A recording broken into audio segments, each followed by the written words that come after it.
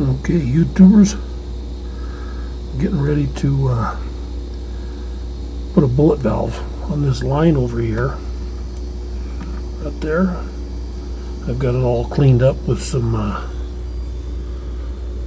fine steel wool, and this is an LG FC75LANE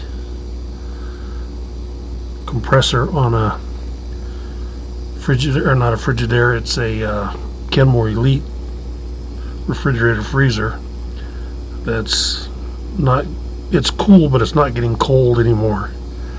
So I'm going to put a bullet valve in there and take a look and see what the Freon level looks like. And there's, you can see that there's the bullet valve.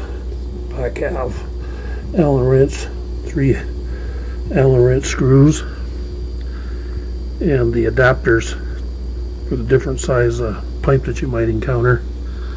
And I made a list of points, steps, procedure, whatever to go through, so I don't mess this up.